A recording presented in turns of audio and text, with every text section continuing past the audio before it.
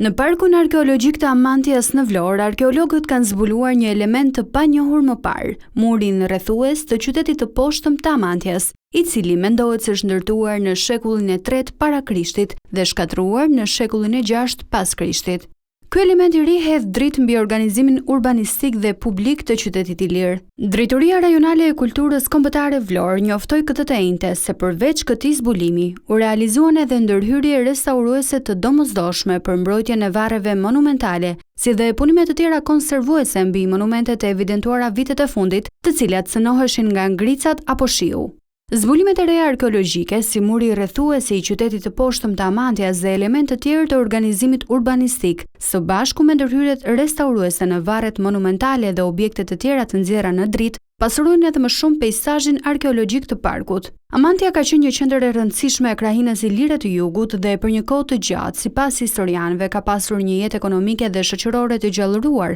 dhe një kulturë materiale dhe shpirtërore të pasur.